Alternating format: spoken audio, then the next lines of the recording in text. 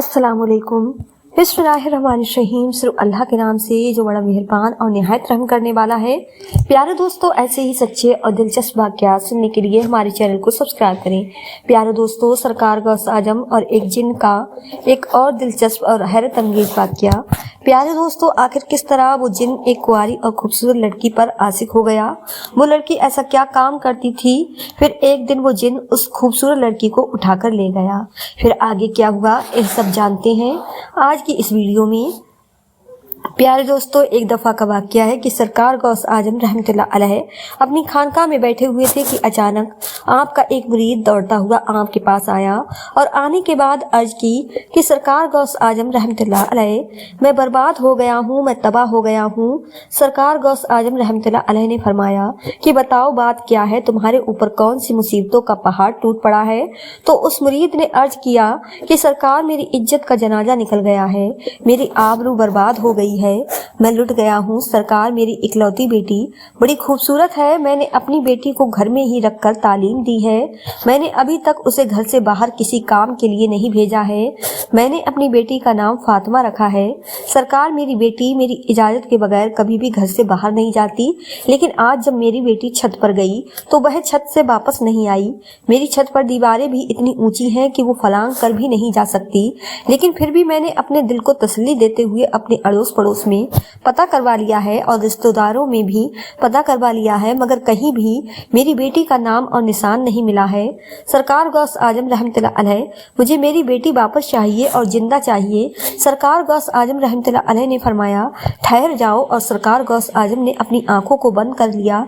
चंद ही लम्हों के बाद आंखें खोली और अपने उस मुरीद से फरमाते हैं, अपने दिल की बेताबी को दूर कर, तुम्हारी बेटी आज ही मिलेगी और जिंदा मिलेगी और पूरी इज्जत के साथ मिलेगी। सरकार गौस आजम रहमतुल्लाह अलैह ने फरमाया, ऐ मेरे मुरीद, क्या तुम जानते हो करक के वीराने को?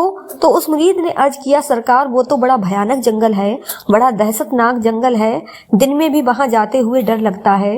तो हुजूर गौस आजम रहमतुल्लाह अलैह ने फरमाया कि तुम करक के वीराने में चले जाओ, पहला किला छोड़ देना, दूसरा किला भी छोड़ देना और तीसरे किले की चोटी पर जाकर बैठ जाओ।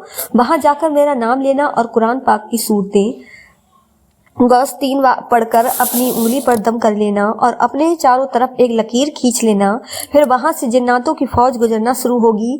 वो जिन्नात दौड़ते हुए भयानक आवाज निकालते हुए तुम्हारे ऊपर हमला करने की कोशिश करेंगे, लेकिन कोई भी जिन उस खिंची हुई लकीर को पार नहीं करेगा।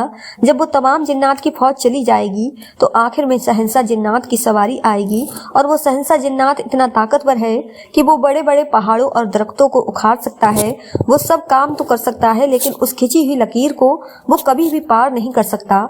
फिर वो शहंशाह जिन्नात तुमसे पूछेगा, फिर तुम उसको अपनी पूरी दास्तान बता देना कि मैं हुजूर गौस आजम रहमतुल्लाह अलैह का मुरीद हूँ, उन्हीं का भेजा हुआ हूँ, मुझे मेरी बेटी आज ही चाहिए और जिंदा चाहिए और पूरी इज्जत के साथ चाहिए।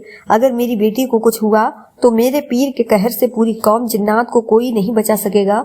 हुजूर गौस आजम का यह मुरीद करक के वीराने की तरफ चल देता है और 2 किले छोड़ने के बाद तीसरे किले पर बैठ जाता है। करक के वीराने पर जाकर कुरान पाक की सूरतें मौस 3 पढ़कर उंगली पर दम करता है और चारों तरफ लकीर खींचकर बैठ जाता है। जिन्नात की फौज गुजरना शुरू हो जाती है। बड़े बड़े खतरनाक जिन गुजरते हैं और उस पर हर तरफ से हमला करते हैं, लेकिन सरकार गौस आजम रहमतुल्लाह अलैह ने जो व्रत बताया था वो खिंची हुई लकीर पर पढ़कर बैठ गया कि जब वो जिन उसको छूने आए तो उससे टकराकर भाग जाते। सारे जिन्नात की फौज चली गई। आखिर में शहंशाह जिन्नात की सवारी आती है। वो अपनी पूरी शान और शौकत के साथ आ रहा था। जब उसने अपने रास्ते में एक इंसान को बैठा हुआ देखा तो शेर की तरह दहाड़ता हुआ और हाथी की तरह चिंघाड़ता हुआ अपनी पूरी कुव्वत के साथ उस मुरीद पर हमला करने के लिए लपका, लेकिन जैसे वो जिन उस खिंची हुई लकीर से टकराया वो वहीं पर घुटने टेक कर बैठ गया और उससे पूछता है कि तुम कौन हो और कहां से आए हो, बात क्या है। हुजूर गौस आजम रहमतुल्लाह अलैह के मुरीद ने अपना पूरा मुकदमा पेश किया कि ऐ जिन्नात के वास्ता, मैं हुजूर गौस आजम का मुरीद हूँ और मेरी लड़की छत पर गई थी और वहां से मेरी बेटी गायब हो गई। कोई जिन उसको उठाकर ले गया है। मुझे मेरी लड़की आज ही चाहिए और जिंदा चाहिए और इज्जत के साथ चाहिए।